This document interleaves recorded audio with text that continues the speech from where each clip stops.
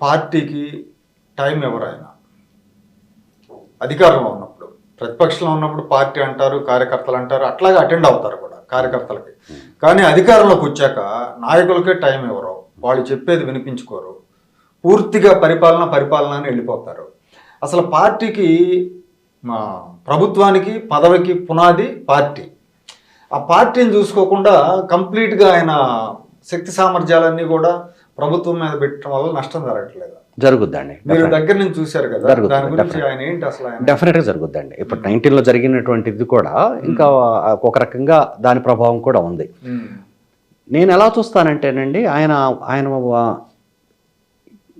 80% మంది ప్రజలకి అన్ని రకాల ప్రయోజనాలు చేకూరి నా పరిపాలన వల్ల వాళ్ళు కనుక సంతోషంగా ఉంచగలిగితే ఆటోమేటిక్గా పార్టీ గెలుస్తుంది.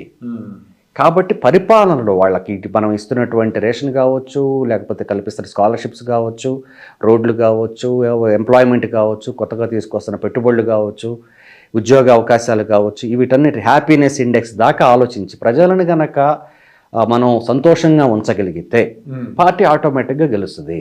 ప్రజలను సంతోషంగా ఉంచడానికి నాకున్న 24 గంటలు నేనేం చెబుతాను అనేటువంటిదే ఎక్కువ దృష్టి పెడతారండి. అందువలన పరిపాలన అక్కడ జరిగింది దానికి ఇది చేద్దాం, ఇక్కడ ఇది జరిగింది ఇది చేద్దాం, అమరావతి కోసం ఇన్ని గంటలు కేటాయిద్దాం, నరేగా నిధులు తీసుకొచ్చి ఇన్ని రోడ్లు వేద్దాము, లేకపోతే ఇన్ని పంట కుంటలు తోముదాము. అవునండి, అదొక మిరాకిల్ అండి, మిరాకిల్ చేయలేండి. అవును అవును, ఈ దేశంలో ఎగ్జాక్ట్ లోకేష్ గారు కూడా అన్నారు, మా నిధులన్నీ నువ్వే తీసుకెళ్తామని కేంద్ర మంత్రి. అవునండి, అవును అవును అవును, అది చెప్పుకోలేకపోయారు. ఎగ్జాక్ట్లీ. ఇక్కడ ఈ 30 రాష్ట్రాలు ఉన్న దేశంలో ఏ రాష్ట్రం కూడా ఇంత అద్భుతంగా అన్ని 100 కోట్ల రూపాయలని వినియోగించుకోలేకపోయింది, అన్ని వేల కిలోమీటర్ల రోడ్లు వేయలేకపోయింది, అన్ని వేల పంట కుంటల్ని తవ్వలేకపోయింది, అన్ని లక్షల టాయిలెట్స్ కట్టలేకపోయింది.